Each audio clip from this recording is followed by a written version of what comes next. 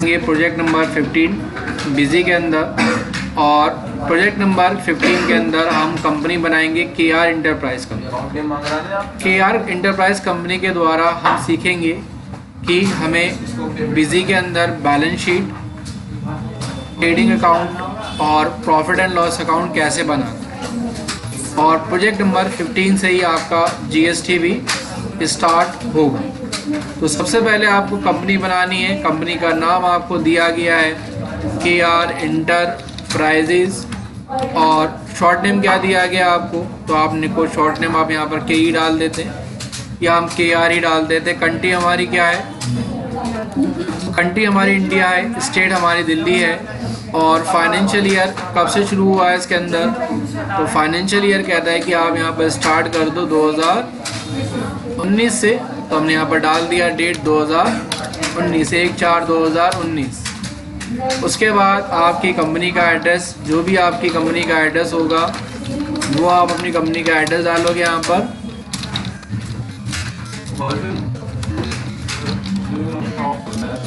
उसके बाद यहाँ पर कंपनी का CIN नंबर, तो हमने यहाँ पर कंपनी का CIN नंबर डाल दिया।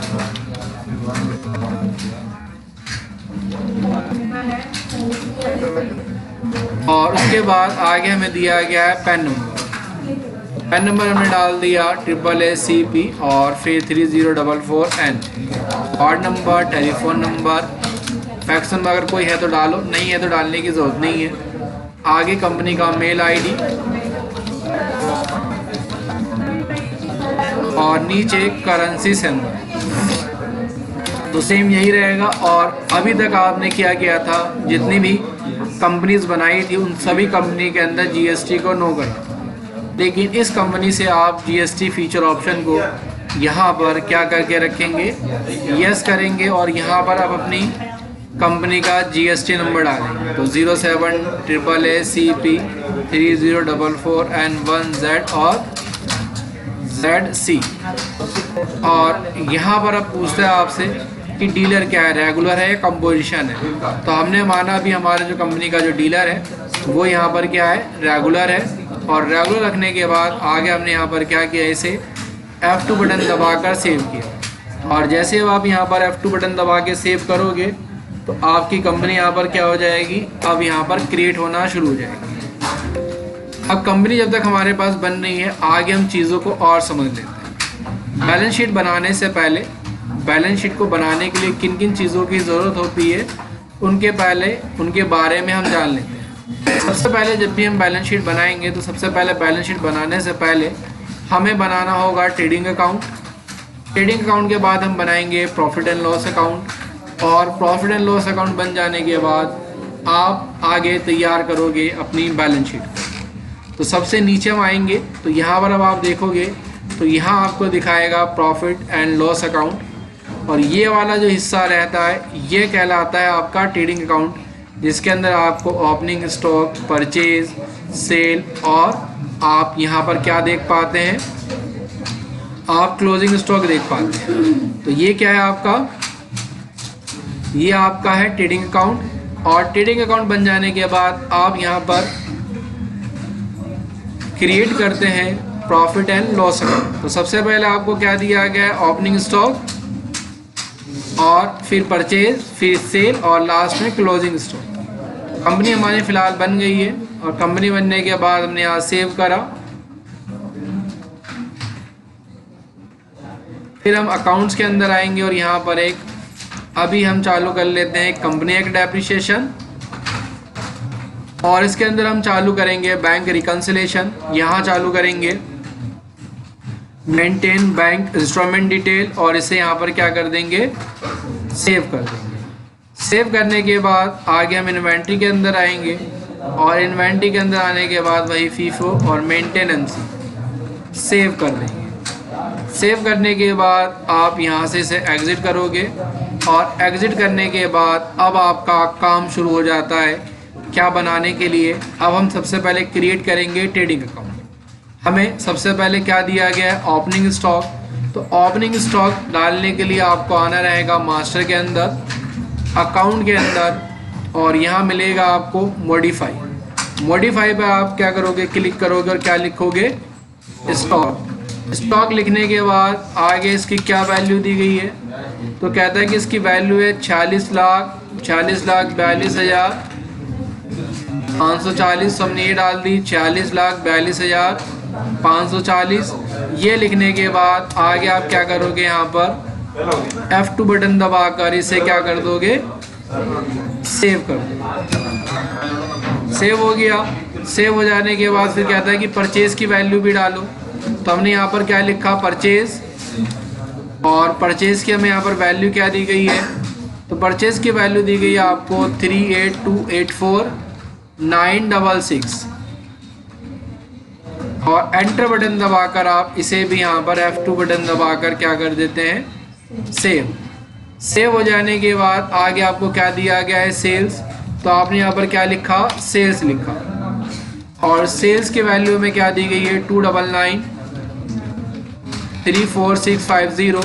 और एक चीज़ याद रखना, सेल हमेशा आपकी क्या रहेगी, यहाँ पर क्रेडिट रहेगी। तो आप सेल्स की वैल्यू हमेशा क्या रखेंगे, यहाँ पर CR रखेंगे, क्रेडिट रखेंगे। ये रखने के बाद आगे F2 बटन दबाकर आप इसे भी क्या कर दोगे, सेव कर दोगे यहाँ पर।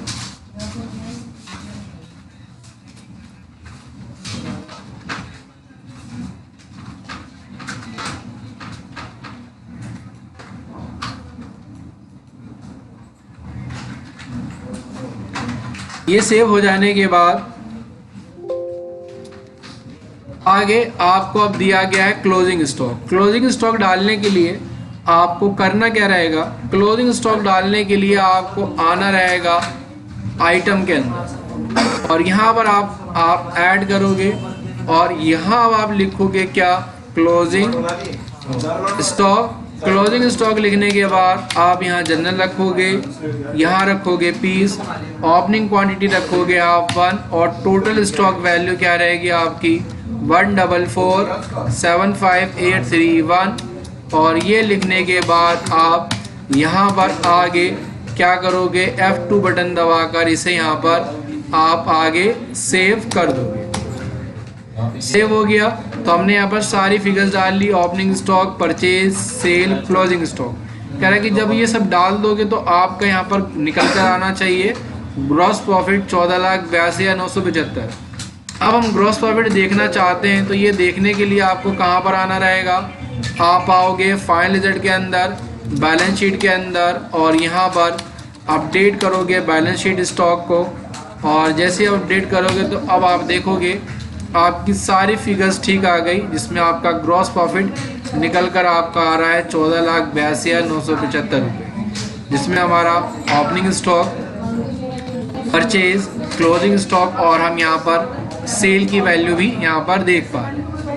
अब जब आपका ग्रॉस प्रॉफिट निकल कर आ गया तो कहता है कि अब आप क्या बनाओ, यहाँ पर नेट प्रॉफिट बनाओ। और नेट प्रॉफिट निकालने के लिए आप क्या करते हो, आपने अपनी कंपनी में जितने भी खर्चे करें उन सभी खर्चों की एंट्री डाल दोगे तो आपका यहाँ पर नेट प्रॉफिट निकल कर आ जाएगा। तो खर्चों की एंट्री डालने के लिए हम यहाँ पर ही आएंगे अकाउंट के अंदर, मास्टर के अंदर, और जो अकाउंट हमारे ऑलरेडी बने हुए होंगे उनको हम मॉडिफाई कर लेंगे, और जो बने हुए नहीं रहेंगे उसे हम यहाँ पर क्या करेंगे, क्रिएट करेंगे।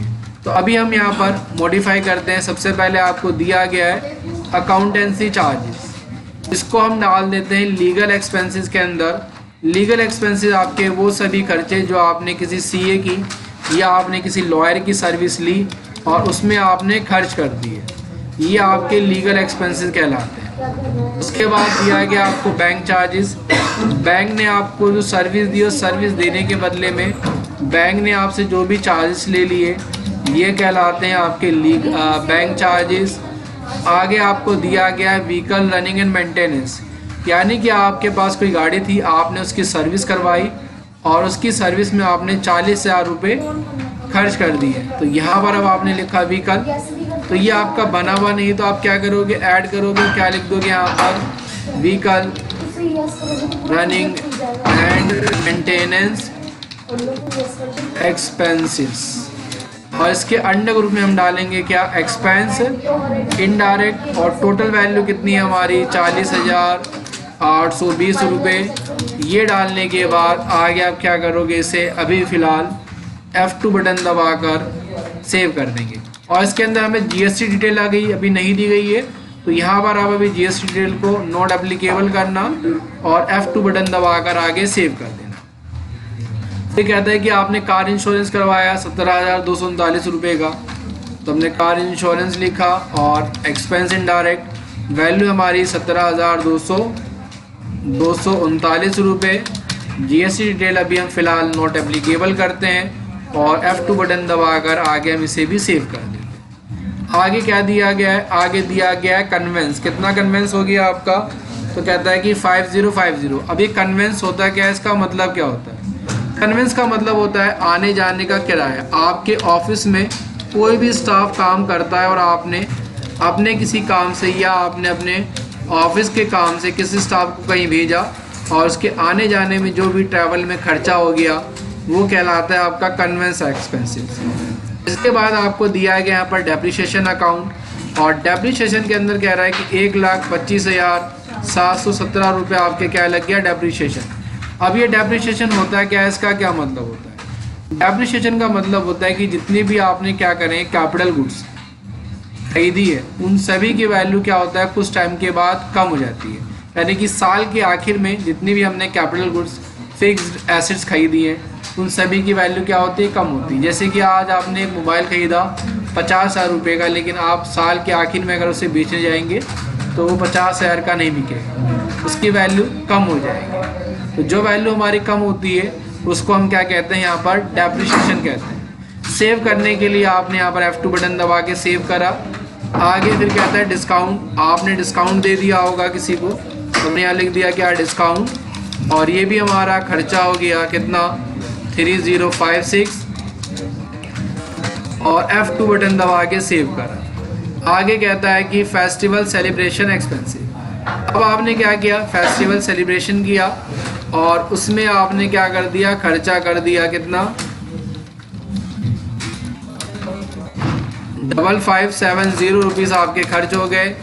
GST भी फ़िलहाल हम यहाँ पर क्या कर देते हैं, नॉट एप्लीकेबल। और आगे कहता है कि अब आपने वाटर एंड इलेक्ट्रिसिटी पे जो खर्चा किया वो 7345 है, यानी कि आपके बिजली का या पानी का बिल आया, तो ये आपका अकाउंट ऑलरेडी बना रहता है यहाँ पर। तो यहाँ पर आप सिंपल लिख देंगे 7345 और F2 बटन दबाकर आप आगे से भी क्या कर देते हैं, सेव कर देते हैं। सेव होने के बाद अब आगे कहता है आपसे इंटरेस्ट ऑन कार। आपने कोई कार पर लोन लिया होगा और उसका अब आपने इंटरेस्ट दे दिया कितना, 46,300 रुपये। तो यहाँ आपने ऐड कर दिया क्या, interest on car loan expense indirect. कितनी वैल्यू है इसकी, 46,300 रुपये। तो हमने यहाँ 46,300 रुपये डाली। GST अभी फ़िलहाल हमने नॉट एप्लीकेबल ही रखा। और आगे कहता है flight and cartridge. Flight and cartridge होता है आपका किराया भाड़ा या माल भाड़ा, जो भी सामान को लाने ले जाने में आपका खर्चा हो गया ट्रक और टेम्पू के द्वारा या रिक्शे के द्वारा, ये कहलाता है आपका फ्लाइट एंड फॉरवर्डिंग चार्जेस या इसे हम कार्टेज भी कहते हैं। आगे आता है आपका मिसलेनियस एक्सपेंसेस। मिसलेनियस एक्सपेंसेस होते हैं आपके ऑफिस में छोटे मोटे खर्चे जो आप डेली बेसिस पर कर देते हैं। जैसे कि आपने कोई बल्ब ख़राब हो गया, बल्ब मंगा लिया, कंप्यूटर की वायर केबल मंगा ली, या डेली बेसिस पे जो भी आपने छोटे मोटे खर्च करे। उसके बाद कहता है पैकिंग एंड फॉरवर्डिंग चार्जेस 9270। तो ये हमारा बना हुआ नहीं है, यहाँ पर हम इस अकाउंट को क्रिएट कर लेते हैं।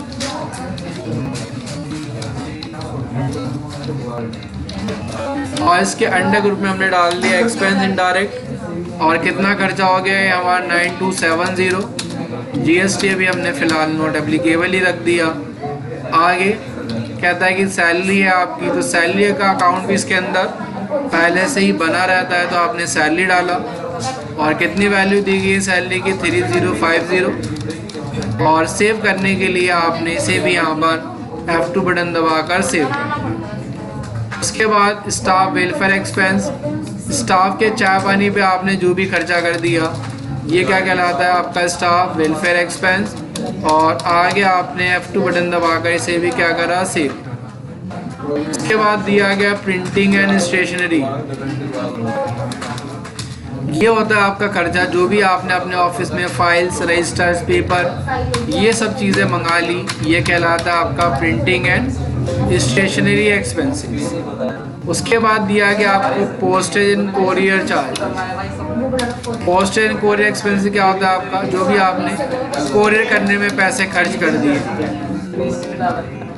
उसके बाद टेलीफोन एक्सपेंस,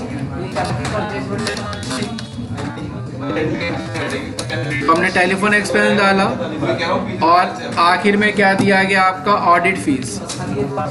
ऑडिट क्या होता है, ऑडिट का मतलब होता है कि आपने अपनी कंपनी की ऑडिट करवाई सीए के द्वारा, जांच करवाया, उसमें जो भी आपने पैसा सीए को जो भी आपने फीस पे करी, ये कहलाता है आपका ऑडिट फीस। और जीएसटी हमने यहाँ पर नॉट एप्लीकेबल किया, F2 बटन दबा के सेव कर दिया। हमने यहाँ पर सारी की सारी ये डिटेल डाल दी। ये डिटेल डालने के बाद एक चीज़ आपका रह गया शॉर्ट एंड एक्सेस, और ये आपको दिखा रहा है इनकम साइड में, यानी कि जब भी आपने सेल करी और सेल करने के बाद कुछ वैल्यू आपकी दशमलव में आ गई या पैसों में आ गई और आपने क्या करे, पूरे पैसे ले लिए। और कितने रुपए आपने ज़्यादा ले लिए, 92 रुपीज़ आपने ज़्यादा ले लिए, तो ये आपका लिए क्या बन जाएगा, इनकम इनडायरेक्ट। और इनकम आपकी जितनी भी रहेगी वो सारी इनकम आपकी हमेशा क्या रहेगी, यहाँ पर क्रेडिट ही रहेगी। तो आपने क्या डाला, 92 रुपीज़ यहाँ पर क्रेडिट करा, F2 बटन दबा कर आपने यहाँ पर क्या करा, इसे सेव करा। और अब हम आगे देखेंगे तो आगे हम यहाँ पर दिखाएगा कि आपका प्रॉफिट 7,55,000 ये होना चाहिए। तो अब आप दोबारा क्या करोगे, आप आओगे ट्रांजेक्शन के अंदर, फाइनल रिजल्ट के अंदर, और यहाँ पर आने के बाद आप निकालोगे बैलेंस शीट और अपडेट करोगे आप यहाँ से बैलेंस शीट, F2 बटन दबाओगे और देखोगे आपका प्रॉफिट बिल्कुल ठीक आ जाएगा, जिसमें आप वैल्यू 7,55,913 देख पाओगे। इसके बाद आगे हमें क्या काम करना है, आगे अब हमें अपनी बैलेंस शीट को फाइनलाइज करना है। तो स्टार्टिंग से हम सारी चीज़ें डालेंगे। सबसे पहले अब आप देखोगे तो यहाँ पर आपको दिया गया है क्या, सबसे पहले आप देखोगे तो कैपिटल अकाउंट दिया गया है, और अभी जो कैपिटल दी गई है वो इतनी कैपिटल आपको दी गई है। इस कैपिटल के अंदर आपका जो भी प्रॉफिट आया वो आपका जुड़ा हुआ है।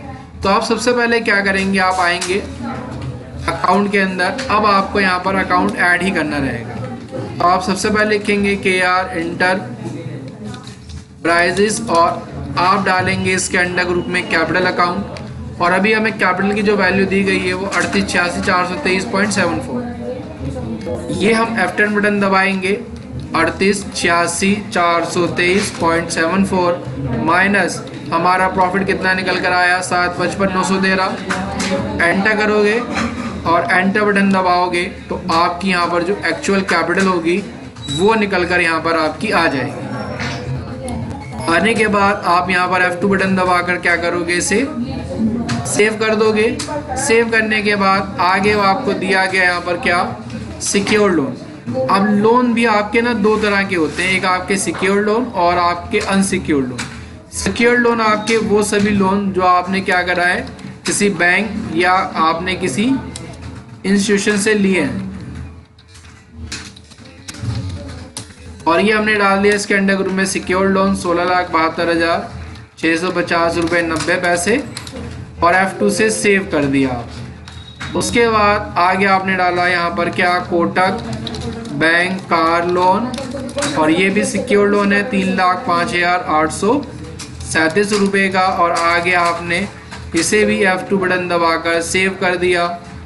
और अब इसके बाद देखोगे तो अनसिक्योर्ड लोन। अनसिक्योर्ड लोन आपके वो सभी लोन जो आपने अपने किसी फ्रेंड या आपने अपने किसी रिलेटिव से ले लिए, ये कहलाते हैं आपके लिए क्या, unsecured loan.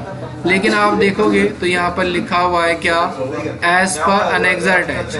As per annexure attach का मतलब होता है कि इसकी डिटेल आपको नीचे अब मिलेगी, नीचे डिटेल अटैच है। यहाँ पर आपको बस खाली टोटल फिगर्स दे दी गई है। यहाँ पर नीचे आप अगर आओगे, नीचे फिक्स एसेट की डिटेल भी नीचे मिलेगी। आगे कहता है कि इन्वेस्टमेंट इन ज्वेलरी, आपने ज्वेलरी खरीदी 2,03,576 रुपये की, जिसके लिए आपने क्या करा है, इन्वेस्टमेंट करी है।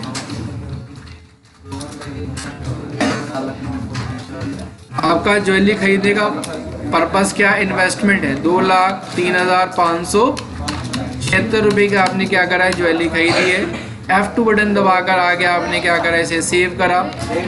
उसके बाद आगे क्या दिया गया, stock in hand. Stock in hand तो हमने ऑलरेडी डाल दिया था, ओपनिंग स्टॉक और क्लोजिंग स्टॉक। उसके बाद कहता है वैट क्लेम्ड फाइनेंशियल ईयर 13-14 का।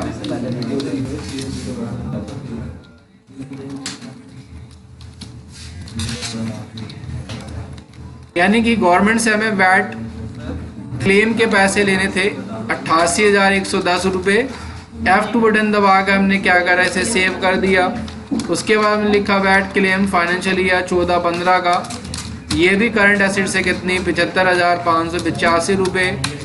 और F2 बटन दबाकर आगे हम इसे भी क्या कर देते हैं, सेव। और उसके बाद हमें दिया गया है क्या, वैट रिफंडेबल, ये भी करंट एसेट्स है। इसकी वैल्यू आपके 6,53,720 रुपये 75 पैसे। और सेव करने के लिए आप आगे क्या करोगे, इसे F2 बटन दबाकर यहाँ पर आगे सेव कर देते हो। सेव हो गया। आगे आपको दिया गया यहाँ पर डेटर्स का बैलेंस और बोला गया क्या है, एनेक्स अटैच, इसकी डिटेल नीचे मिलेगी। लेकिन यहाँ पर आप देखोगे तो प्रीपेड इंश्योरेंस। अब आपके जो खर्चे होते हैं ना, खर्चे भी आपके दो तरह के होते हैं। एक खर्चे आपके होते हैं आउटस्टैंडिंग पेबल एक्सपेंसेस और दूसरे आपके एक्सपेंसेस होते हैं prepaid expenses. Outstanding payable expenses आपके वो सभी खर्चे जिनकी आपने क्या करा है, सर्विसेज ले ली है और पैसे आपने दिए नहीं। जैसे कि आपके यहाँ पर कोई ऑफिस, आपने कोई स्टाफ रख रखा है और सैलरी आप कब देते हो, जब आप उससे पूरे महीने काम करवा लेते हो। इसी तरह से आपके फैक्ट्री में कोई लेबर काम करती है तो आप उसको सैलरी कब पे करते हो, जब वो पूरे मंथ क्या कर लेता है, काम कर लेता है, तब आप उसको क्या देते हो, सैलरी देते हो। और प्रीपेड एक्सपेंसेस क्या होते हैं, आपने सर्विस लेने से पहले क्या कर दिया, पैसे दे दिए।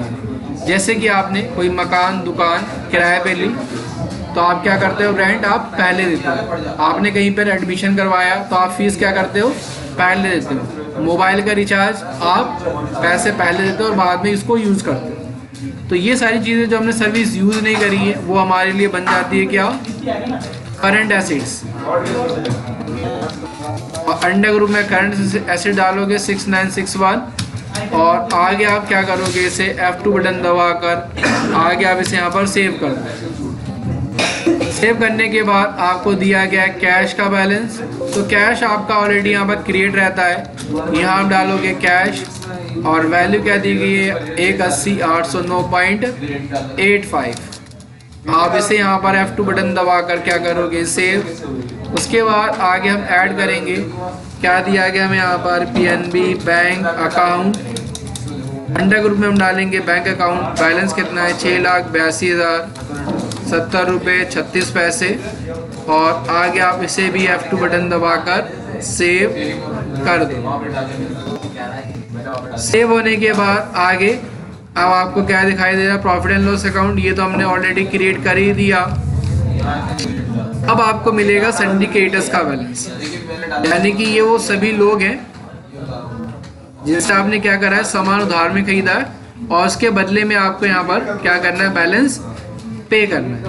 तो यहाँ पर हम क्या कर देते हैं, यहाँ पर हम एक ही अकाउंट बना देते हैं, सिंडिकेटर के नाम से ही मैं बना देता हूँ। आप लोग क्या करना, अलग अलग इसके अकाउंट बना लेते हैं, ठीक है।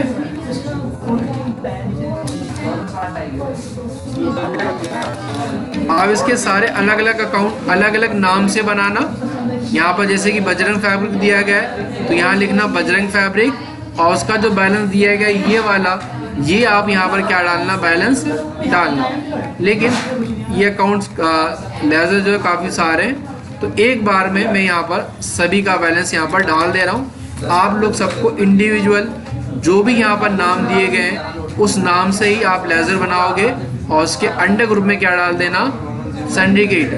तो बैलेंस अभी हमें यहाँ पर क्या दिया गया है इसका, तो बैलेंस हमें यहाँ दिया गया 18,963,988।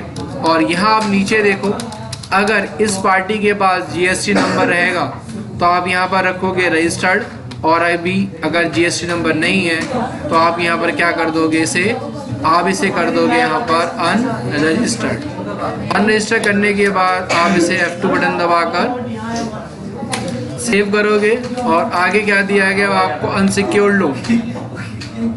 आगे लोन की डिटेल जो ऊपर दी गई थी आपको, तो यहाँ लिख दिया आपने कांता सबरवाल, और इसके अंडर ग्रुप में अनसिक्योर्ड लोन बैलेंस है 1,30,000 का, तो आपने यहाँ लिख दिया 1,30,000 और आपने F2 बटन दबाकर सेव कर दिया। उसके बाद महेंद्र प्रकाश है और ये भी अनसिक्योर्ड लोन है 2.5 लाख का, तो आपने 2.5 लाख लिखा, F2 से सेव कर दिया। और उसके बाद क्या दिया गया है, सबरवाल ट्रेड लिंक, और इसका बैलेंस कितना है 55,000, तो 55,000 डाला और आपने यहाँ पर क्या कर दिया, F2 से सेव कर दिया। आगे इसी तरह से अब आपको डेटर्स का बैलेंस डालना है, तो डेटर के लिए भी मैं क्या लिख देता हूँ यहाँ पर, अभी सन्नी डेटर ही लिख देता हूँ, और इसका अंडर ग्रुप में सन्नी डेटर। आप क्या करोगे, सबके इंडिविजुअल अलग अलग लेजर क्रिएट करोगे और उसका जो बैलेंस रहेगा वो डालोगे।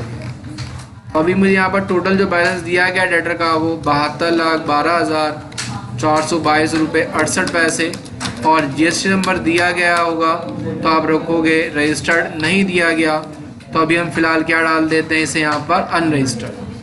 F2 से हम क्या करेंगे, इसे यहाँ पर सेव करेंगे। सेव करने के बाद आगे अब आपको डिटेल दी गई है एडवांस फ्रॉम कस्टमर की, यानी कि आपके वो सभी डेटर्स जिन्होंने आपको पैसे क्या कर दिए, एडवांस में दे दिए यहाँ पर, ठीक है।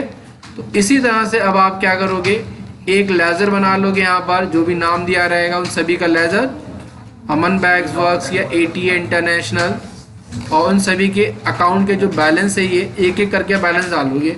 लेकिन मैं अभी यहाँ पर, या इस बार हम अमन बैग्स वर्क्स के नाम से बना देते हैं, ठीक है। और इसके अंडर ग्रुप में मैं इसका टोटल बैलेंस डाल देता हूँ, आप इंडिविजुअल सबके अलग अलग बैलेंस डालना। तो यहाँ पर आप F6 बटन दबाना, क्या लिखना, एडवांस फ्रॉम कस्टमर, और हमें कस्टमर से एडवांस पैसे मिले,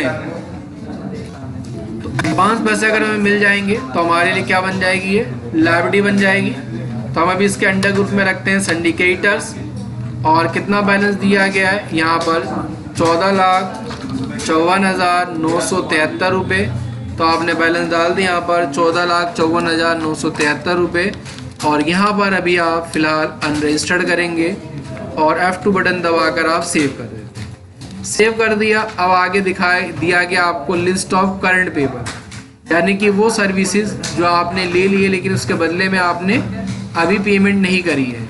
तो यहाँ पर अब आप आएंगे ऑडिट फीस पेबल, और इसके अंडर ग्रुप में आपको डालना रहता है प्रोविज़न एक्सपेंसेस पेबल। बैलेंस कितना दिया गया आपको 11,500 रुपये आपने डाला और F2 बटन दबा के सेव कर। फिर आपको दिया गया है सैलरी पेबल, और इसके अंडर ग्रुप में भी आपने यही डाला 23,000 और F2 से सेव कर। आगे आपको दिया गया इलेक्ट्रिसिटी, हमने यहाँ पर लिख दिया क्या, इलेक्ट्रिसिटी।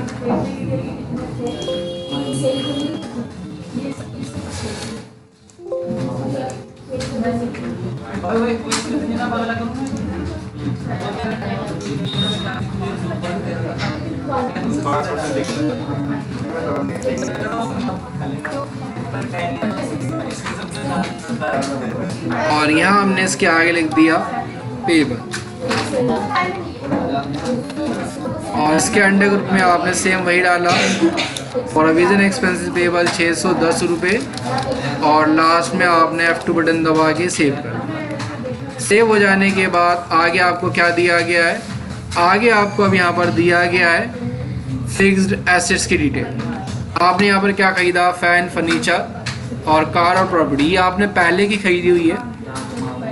और आप सभी के हम अकाउंट बनाएंगे। हमने लिखा फैन, अंडर ग्रुप में हमने डाला फिक्स्ड एसेट्स, और एनुअल रेट ऑफ डेप्रिसिएशन कितना दिया गया आपको 15% है, और हाफ ईयरली डेप्रिसिएशन आपका 7.50। ओपनिंग बैलेंस आपको 802 रुपये दिया गया है। रेट ऑफ डेप्रिसिएशन आपका 15% है, कितनी वैल्यू दी गई है आपको 682, तो हमने यहाँ 682 डाली और आगे हमने इसे भी F2 बटन दबाकर क्या कर दिया, सेव कर दिया। उसके बाद दिया गया फर्नीचर एंड फिक्चर, तो हमने यहाँ पर फर्नीचर एंड फिक्चर आपका पहले से ही बना रहता है, तो हमने डाल दिया फर्नीचर एंड फिक्चर कितना, रेट ऑफ डेप्रिसिएशन 10% है, ओपनिंग बैलेंस 3919 है और इसकी जो फाइनल वैल्यू है वो कितनी है 3527।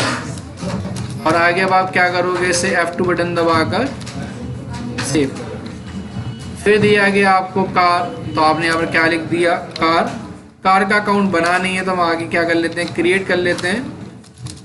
और फिक्स एसेट्स है हमारी 15%, रेट ऑफ एनुअल डेप्रिसिएशन है और इसकी ओपनिंग वैल्यू है कितनी 8,34,700।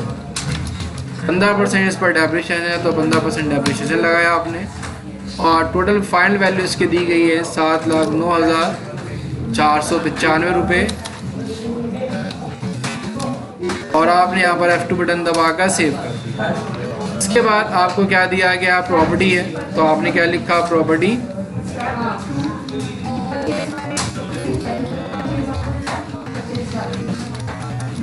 और फिक्स एसेट्स। और आप देख रहे हो तो प्रॉपर्टी पर कोई भी डेप्रिसिएशन नहीं लगा। अब प्रॉपर्टी पर आपका कोई भी डेप्रिसिएशन क्यों नहीं लगता, क्योंकि प्रॉपर्टी की वैल्यू आप हमेशा क्या देखते हो, प्रॉपर्टी की वैल्यू हमेशा कुछ ना कुछ टाइम के बाद बढ़ जाती है, घटती नहीं है। घटती किसकी वैल्यू है, जो भी चीज़ें इंसानों के द्वारा बनाई जाती हैं, जो भी चीज़ें प्रोडक्शन करी जाती है, उन सभी की वैल्यू क्या होती है, घट जाती है। मकान, दुकान, गोल्ड, सिल्वर, इन सभी की वैल्यू क्या होता है, टाइम के साथ साथ बढ़ती रहती है। तो यहाँ पर रेट ऑफ डेप्रिसिएशन 0% रहेगा आपका, 24,61,192 रुपये आपने डाला और F2 बटन दबाकर सेव कर दिया। सेव हो गया। अब हमारी बैलेंस शीट बन गई। अब हम आएंगे कहाँ पर, हम अब आएंगे फाइनल रिजल्ट के अंदर, बैलेंस शीट के अंदर और अपडेट करेंगे। यहाँ चेक करेंगे अपडेट बैलेंस शीट। आप देखोगे यहाँ पर F2 बटन दबाकर, तो यहाँ देखोगे अब आपकी बैलेंस शीट जो है ये बनकर तैयार हो। अगर आपने जो बैलेंस शीट बनाई थी या बनाई है उसमें कहीं पर भी ये लिखा हुआ आ जाए डिफरेंस इन ओपनिंग बैलेंस, तो इसका मतलब ये होगा कि आपने कोई ना कोई अमाउंट गलत डाल दिया या कोई ना कोई एंट्री आपसे छूट गई, जिसकी वजह से आप क्या देख पा रहे हो, डिफरेंस इन ओपनिंग बैलेंस देख पा रहे हो। अब आगे हमारा ये जो प्रॉफिट आया था, इसको हम आगे दोबारा से कैपिटल अकाउंट के अंदर ही ट्रांसफ़र करेंगे और अब हम एक जनरल वाउचर में आएंगे, ऐड करेंगे। यहाँ लिखेंगे डेट 31/3 और यहाँ हम लिखेंगे आगे प्रॉफिट एंड लॉस अकाउंट 755,913 और KR इंटरप्राइज और नीचे लिख देंगे हम क्या, being profit transfer to capital. Enter किया और एंटर करने के बाद हमने इसे क्या कर दिया, यहाँ पर सेव हो गया। और सेव होने के बाद अब आप क्या करोगे, मास्टर में आओगे, चेंज फाइनेंशियल ईयर करोगे, एंटर बटन दबाओगे और अपना फाइनेंशियल ईयर चेंज कर दोगे, आप नए फाइनेंशियल ईयर में आ जाओगे। अब आप देखोगे तो थोड़ा सा टाइम लगेगा क्या, फाइनेंशियल ईयर को चेंज होने में। जो भी आपने एंट्रीज डाली हुई हैं वो सभी एंट्रीज आपकी नेक्स्ट फाइनेंशियल ईयर में क्या हो जाएगी, ऑटोमेटिक कैरी फॉरवर्ड हो जाएगी। जो भी आपका क्लोजिंग बैलेंस था वो आपका यहाँ पर बन जाएगा नए फाइनेंशियल ईयर में जाकर ओपनिंग बैलेंस। इसके अंदर आपके जितने भी अकाउंट्स होंगे वो सब चले जाएंगे और ये डिपेंड करेगा आपके पास डाटा कितना है, उतना ही टाइम आपका यहाँ पर लगेगा। अभी आपके 433 अकाउंट है, तो 433 अकाउंट में आपको जाने में डाटा ज़्यादा से ज़्यादा 2 से 3 मिनट का टाइम लगेगा, इससे ज़्यादा टाइम नहीं लगेगा। तो देखोगे आप यहाँ पर क्या हो गया, अब आपका फाइनेंशियल ईयर चेंज सक्सेसफुली हो गया। अब इस कंपनी के अंदर अब हम क्या करेंगे, आगे अपनी परचेज सेल और उसके बाद जो भी हमारा प्रॉफिट आएगा वो आगे हम अपना प्रॉफिट नेक्स्ट 31 मार्च की डेट में कहाँ भेज देंगे, कैपिटल अकाउंट के अंदर भेज देंगे। तो आज क्लास में हमने सीखा कि बिजी के अंदर हम कैसे बैलेंस शीट बना सकते हैं।